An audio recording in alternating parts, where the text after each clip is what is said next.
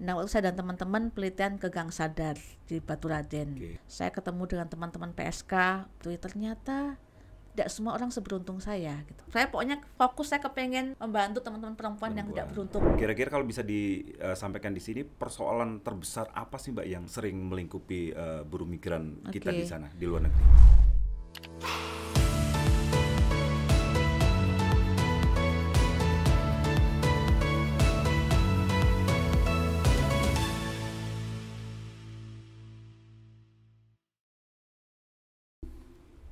ORK, obrolan Ramadan kita, menelisik spirit beragama dalam ruang aktivitas keseharian. Bersama saya, Sandy Noviko.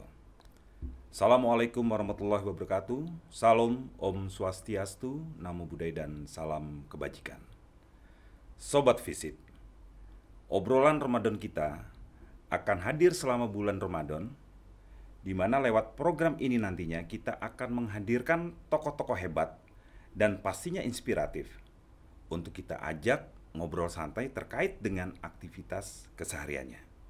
Kemudian, memaknai aktivitas tersebut sebagai sebuah eksternalitas spirit beragama. Agama dalam konteks nilai yang lebih substantif, bersifat universal, lepas dari sekat institusi agama itu sendiri. Pada kesempatan kali ini, sudah hadir bersama saya di sini seorang yang sangat luar biasa, sosok yang sangat hebat, dan pastinya inspiratif. Beliau adalah sosok wanita hebat, super sibuk, dan memiliki segudang prestasi. Di samping sebagai dosen jurusan Sosiologi, Fakultas Ilmu Sosial dan Ilmu Politik Universitas Jenderal Sudirman, beliau juga sebagai ketua jurusan di Sosiologi, Fakultas Ilmu Sosial dan Ilmu Politik Universitas Jenderal Sudirman. Di samping itu, beliau juga pernah menjabat sebagai Kapuslit Gender, Anak dan Pelayanan Masyarakat (LPPM) Universitas Jenderal Sudirman selama 7 tahun, dari tahun 2010 sampai 2017. Hingga saat ini beliau juga masih menjadi reviewer penelitian nasional sebagai asesor Ban PT, pembina paguyuban BMI Seruni Banyumas, dan Duta Kampus Merdeka Universitas Jenderal Sudirman. Segudang catatan prestasi pun sudah berhasil diraih, antara lain sebagai dosen berprestasi pertama di tingkat universitas pada tahun 2014 dan juga masuk sebagai 10 besar ataupun finalis dosen berprestasi tingkat nasional di tahun yang sama.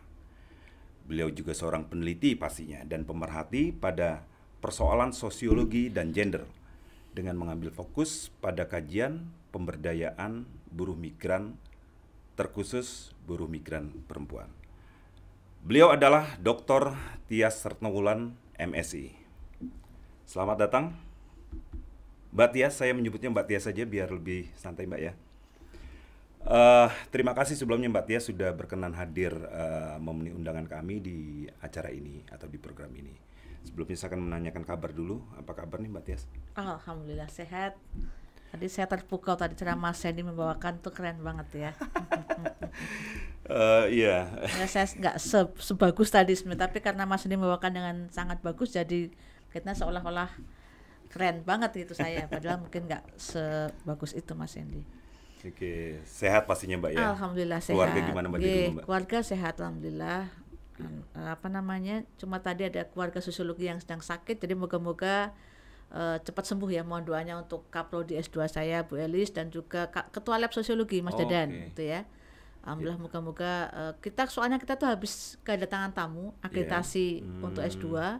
Dan itu pastinya ya menyita energi Iya. ya. Sehingga banyak yang sakit, tapi moga-moga segera cepat sembuh ya menjelang Ramadan. Semoga semua sudah fit. Amin. Dan ibadah bisa dilakukan dengan lebih baik gitu. Oke, mari sama-sama kita doakan pastinya semoga Mas Dadan dan Bu Elis bisa segera bugar kembali ya Bu ya. Amin. Oke, jadi gini Mbak Tias, sesuai dengan tema ORK, jadi sebetulnya kita akan lebih banyak ngobrol santai berkaitan dengan aktivitas yang dijalani oleh Mbak Tias. Jadi saya setelah membaca CV dari Mbak Tias, ada hal yang nampaknya bisa menarik untuk kita diskusikan lebih dalam berkaitan dengan aktivitas yang dilakukan oleh Mbak Tias. Jadi kalau saya baca di CV Mbak Tias itu kan Mbak Tias memiliki konsentrasi pada sosiologi dan gender, terutama lebih berfokus lagi pada persoalan-persoalan ataupun kajian yang berkaitan dengan pemberdayaan buruh migran, terutama buruh migran perempuan. Nah, menurut saya ini menarik dan mungkin bisa dijelaskan sebagai sebuah awalan apa sih yang kemudian membuat Mbak Tias lebih memilih fokus tersebut? Kalau boleh cerita gitu ya, titik balik hidup saya itu bisa dikatakan dimulai di tahun 99 ya. Saat itu sih saya sebenarnya dosen baru ya, 3 tahun lah. Saya jadi dosen itu tahun 95 akhir Desember gitu. Kemudian tahun 99 saya dapat riset, waktu itu dananya rendah ya, SPPDWP 5 juta waktu itu, saya ingat sekali gitu ya.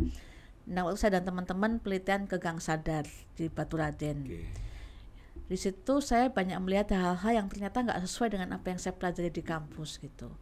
Saya ketemu dengan teman-teman PSK, pekerja seks komersil yang waktu mungkin orang nyebutnya sebagai WTS, dengan saya kan kita nggak paham ya. Tapi ketika di sana gitu ya, saya baru paham banyak sekali kasus-kasus yang contoh ya waktu itu ada ibu di situ, ibu kandung ya, kemana orang Banjar Mas, mohon maaf gitu, orang Banjar gitu ya, dia di situ sedang meminta jatah anaknya yang jadi PSK. Ada lagi saya ketemu dan jadi sahabat baik saya, itu ada seorang anak cantik sekali gitu ya, 18 tahun gitu, dia di situ karena suaminya sakit TBC. Jadi hal-hal seperti itu yang kemudian itu benar-benar di luar pilihan saya sebagai waktu itu ya.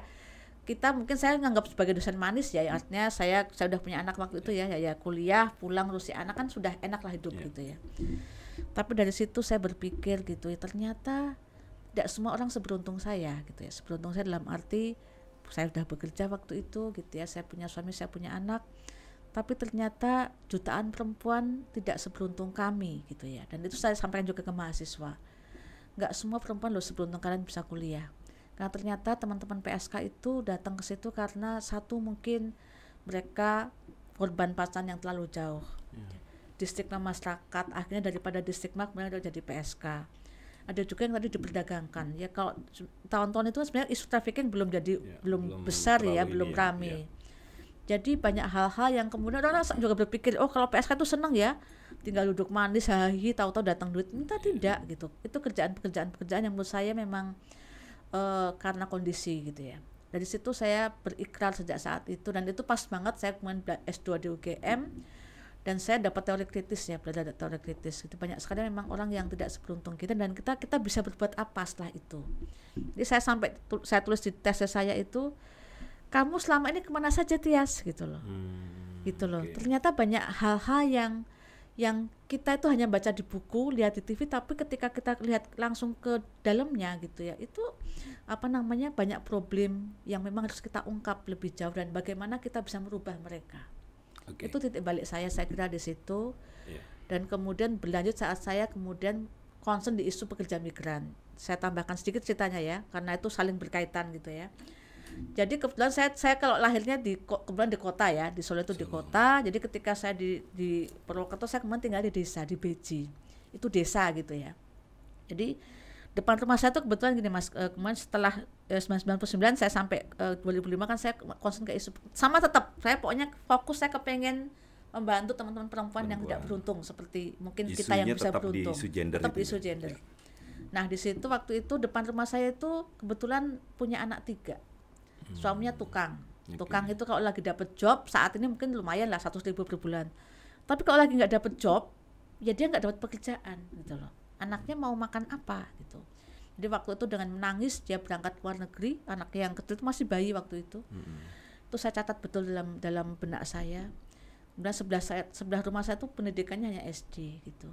Pagi-pagi kita belanja sayur ya, dia nangis karena kemudian, Bu saya unfit, saya nggak bisa ke luar negeri gitu. Kemudian datang lagi ya karena kalau unfit itu tadi, kalau unfit itu kan sebenarnya dia nggak boleh ke luar negeri karena nggak sehat, kondisi gitu. Fisik ya, kondisi fisik. Tapi kemudian dia ternyata dinyatakan fit. Saya lu kok bisa sulapan dia, inilah Bu PT-nya bisa bikin fit ya. Dia kemudian pergi ke luar negeri ya, ternyata ya bagi jutaan perempuan Indonesia itu ke luar negeri itu adalah sebuah impian.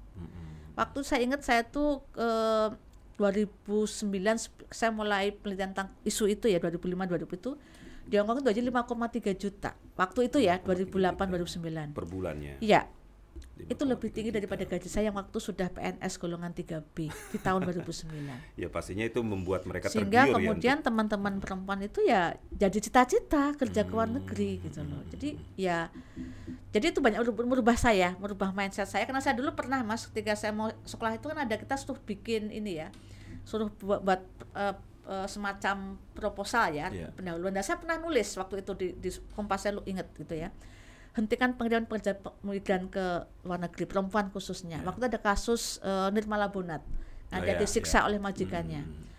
Tapi setelah saya menekuni itu gitu ya, saya belajar dari 2005 sampai sekarang gitu ya, ya ke luar negeri itu adalah kesempatan bagi teman-teman perempuan untuk bisa memperbaiki kehidupannya, bisa menambah banyak pengalaman hidupnya ya karena luar negeri justru gitu. Jadi tidak sekedar dihentikan tapi nggak ada solusi gitu, karena ya tadi gaji 5,3 saat itu ya, sekarang sudah 2 kali lipat ya, itu ya sangat tinggi gitu loh. Artinya gitu, tadi Mas, kalau saya cermati di sisi satu bahwa pergi ke luar negeri adalah sebuah impian. Betul. Dengan harapan mendapatkan penghasilan yang lebih tinggi, dengan demikian bisa memberikan kesejahteraan buat dirinya dan keluarganya. Seperti itu. Betul. Tapi di sisi yang lain pun juga ternyata ke luar negeri juga menyisakan banyak persoalan-persoalan gitu ya. Betul. Oke. Terus setelah itu dari momentum itulah kemudian Mbak Tias mulai mengambil concern di dunia tersebut, pendampingan terhadap buruh migran. Jadi tahun 2005 tadi ya saya kemudian sekolah gitu ya, saya S3, dan kemudian saya berkesempatan di tahun 2007 ya, saya berkenalan gitu ya dengan seorang pekerja migran hebat gitu ya, Mbak Narsidah gitu. Saya waktu dikenalan sama suami saya, justru dia cerita bahwa di SKB Purwokerto gitu ya, SKB itu ada anak yang aktif banget. SKB itu Selatan ini bukan, tapi dia cabangnya ya PKBM namanya, tapi sama konsepnya itu kejar paket. Kejar paket B. Jadi kemudian dia adalah muridnya suami saya. Dia cerita ini ada seorang anak pekerja migran yang waktu itu dia kejar paket B setelah SMP ya, masih setelah SMP, tapi luar biasa. Saya datanglah, saya ngobrol banyak, dan dia kemudian ex Hongkong ya, Mbak Narsidah itu 2007 saya kenal tuh, dia baru lulus kejar paket B dan dia adalah dulu kerja di Hongkong. Dan saat yang bersamaan saya kenal juga dengan namanya Mbak Maria Bonyok. Maria Bonyok itu dari Wonosobo kebetulan. Dan saya baca profil di Kompas sampai saya terpesona. Jadi dia karena dia punya kemampuan catur gitu ya, taekwondo juga gitu. Jadi selama di Hongkong dia kemudian bisa memanfaatkan semua ilmunya itu dan dia nulis buku. Nah, ada lagi yang juga saya baca di jurnal perempuan, itu ada beberapa pendidikan yang kemudian jadi kepala desa. Jadi itu saya kumpulkan serpihan cerita itu, kemudian saya riset. Jadi saya waktu risetnya saya adalah di Banyumas, kemudian Cianjur, kemudian di Wonosobo, kemudian di Hongkong. Jadi saya waktu dapat beasiswa untuk melakukan sandwich program ke Hongkong. Itu semakin mempertebal dan ketika saya ke Hongkong, saya sudah komunikasi banyak ya sama Narsidah. Waktu itu mereka membuat program dan kita sepakat kita membuat paguyuban, karena waktu itu belum ada. Di Banyumas kita bikin paguyuban pekerja migran gitu. Itu kita bikin di tahun 2007-2008. Tadi dua contoh tadi kan bisa dikatakan success story dari pengalaman teman-teman buruh migran yang kemudian bisa kembali ke Indonesia dengan tadi ada yang berhasil atau memiliki segudang prestasi. Betul. Tapi di sisi yang lain kan juga mungkin banyak buruh migran yang nasibnya tidak seberuntung yang tadi Mbak Tias ceritakan. Betul. Jadi kan itu titik bagaimana kami kemudian bersepakat untuk mengadvokasi. Karena gini, masyarakat juga harus melihat secara utuh pekerja migran. Ketika dia ada pekerja migran yang sukses dalam arti gitu ya, tentu bukan hanya ekonomi ya, kalau bagi kami itu konsepnya adalah kami nyebutnya sebagai social remittance, itu bukan hanya ekonomi gitu ya. Di luar negeri itu sebenarnya orang tuh dapat sesuatu. Dia dapat pengetahuan praktis gitu ya, mulai dari bahasa gitu ya, mulai dari mengoperasikan alat-alat. Kemudian yang kedua adalah perubahan mindset.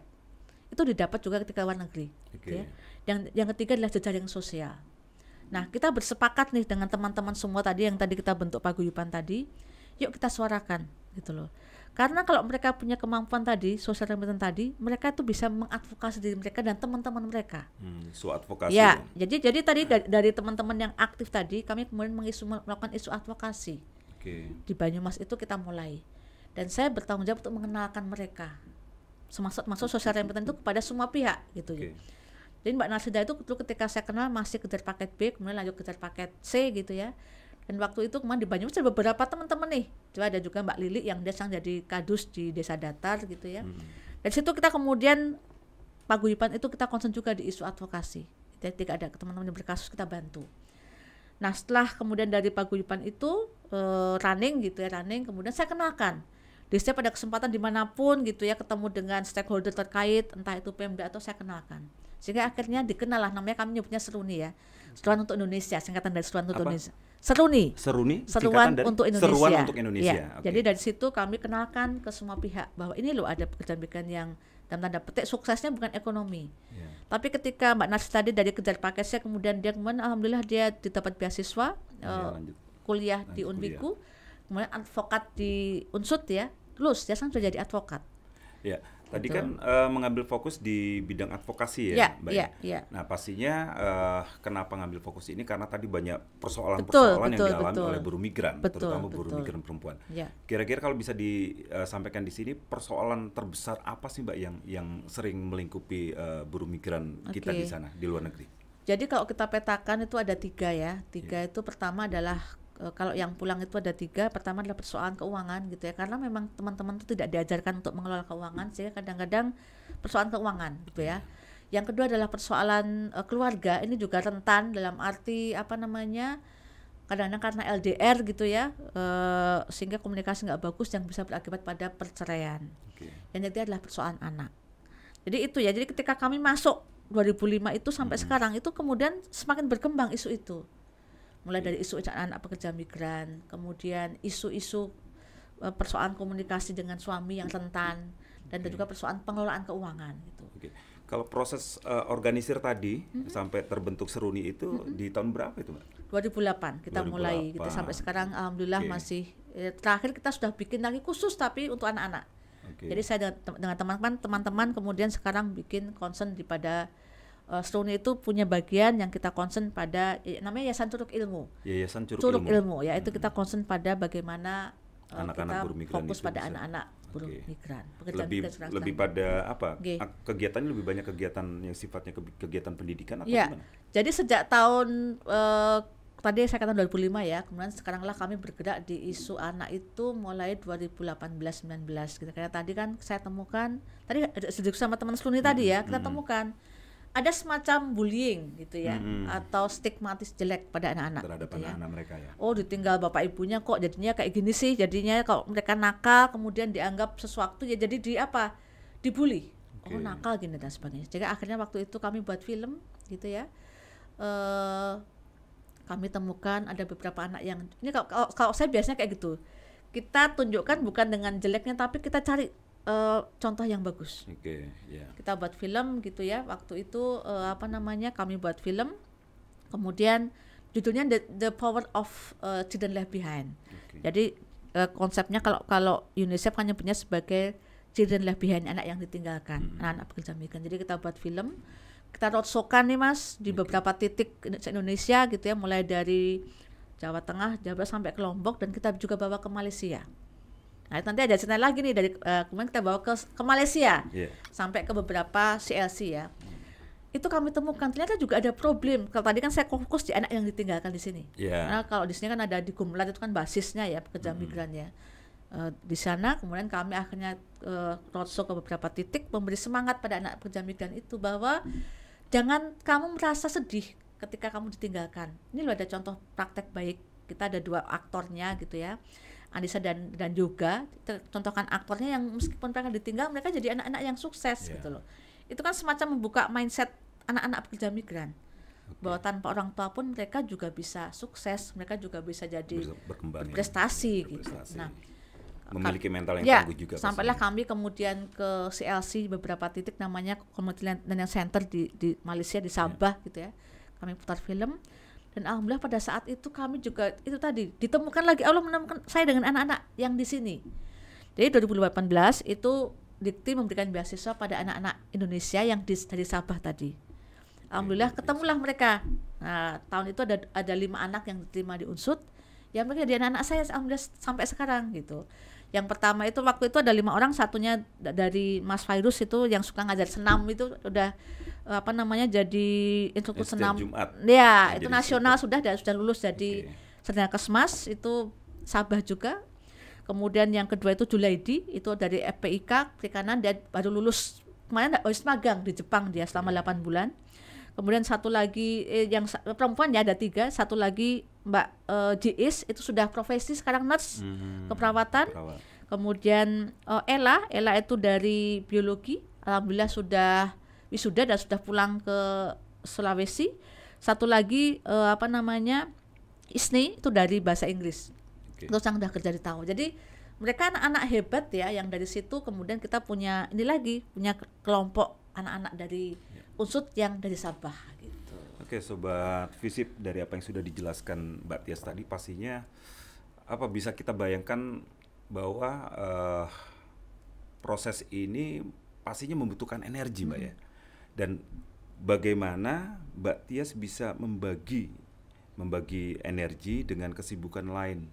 Ya, pastinya hari ini Mbak Tias juga di samping sebagai pendidik, Mbak Tias juga sebagai ketua jurusan, dan mungkin banyak kegiatan-kegiatan lain yang juga pastinya menyita waktu. Sementara untuk melakukan pendampingan ini sendiri kan juga, kalau saya dengar ceritanya ini kan bisa saya bayangkan sangat-sangat menyita waktu. Nah, bagaimana cara Mbak Tias nih untuk bisa membagi waktu dengan baik? Kayaknya semuanya asal happy. Jadi gini ya, kalau saya nggak bisa misahkan ya, ini kerjaan, ini waktu gitu ya, karena kemudian saya punya anak 2 dan saya tuh gini, saya tuh ketika saya udah 41 tahun saya punya diberi Allah anak nomor 2 ya, dan itu kan saya harus belajar jadi orang tua lagi. Nah, sudah sekian lama 15 tahun dengan anak yang keren, harus belajar lagi jadi orang tua nih ya Mas. Merasakan ya, jadi merasakan. Jadi saya mau nggak mau setiap detik saya harus memberikan contoh pada anak gitu. Jadi ya anak saya terlibat.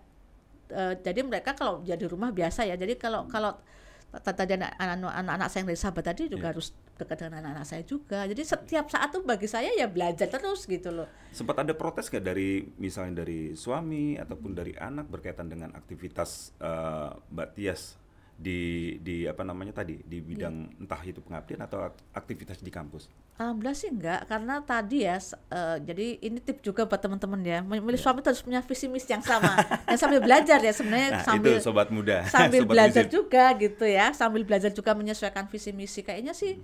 Alhamdulillah juga, karena kalau ya kumpul di rumah itu kan tempat kumpul. Jadi suami saya memang, kami kumpul teman-teman, jadi mulai dari PSK, pekerja migran itu ya kumpulnya di rumah saya. Boleh-boleh saja, nggak ada masalah sama sekali gitu. Jadi kalau hari Minggu tuh biasa kita kadang-kadang entah olahraga bareng atau makan bareng, ngobrol permasalahan mereka apa ya di rumah. Kalau Lebaran juga mereka nggak pulang ya di tempat kami gitu. Jadi alhamdulillah bisa sejalan menyatukan kegiatan itu. Anak ya semua anak saya, jadi saya nggak bisa beda-bedakan itu anak. Semuanya alhamdulillah berjalan dengan baik gitu. Karena kan juga banyak di luar sana yang ketika misalnya entah ayah atau ibunya sibuk dengan aktivitas pekerjaan, anak itu protes karena merasa intensitas bersama mereka menjadi berkurang seperti itu, dan itu tidak terjadi di Mbak Tias sekeluarga ya? Saya biasa cerita sama anak saya 2, kemudian saya ceritakan semua detail kegiatan saya apa saja, sehingga dia juga tahu.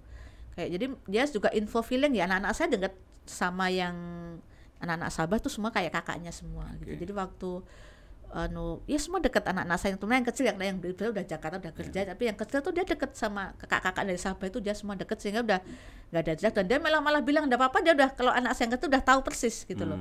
Kalau ada apa bilang sama ibu entar dikasih ya. Jadi anak saya tahu, anak saya udah tahu, malah yang kecil lebih ini ya, dia ya lebih ekspresif ya. Jadi kalau ada apa-apa dia malah lebih bilang dia sama ibu gitu. Jadi sangat dekat anak-anak saya itu dengan adik-adik kakak-kakak yang dari Sabah itu, dia sangat dekat, sehingga dengan semua teman pekerja migran ya dekat, jadi udah kayak saudara saja gitu. Poinnya mungkin keterbukaan tadi Mbak ya. Poin keterbukaan terus melibatkan keluarga dalam aktivitas betul, kita. Betul gitu. Oke. Kita bicara tentang pendampingan buruh migran ini kan pasti banyak cerita ya. Ya. Hal suka maupun duka apa yang pernah Mbak Tias temui selama proses pendampingan tersebut? Nah, dari sekian banyak pengalaman tadi, pengalaman yang paling berkesan dan nempel banget di Mbak Tias itu pengalamannya seperti apa, Mbak? Ini cerita pada saat saya di Hong Kong ya. Sebenarnya kalau pendampingan tadi saya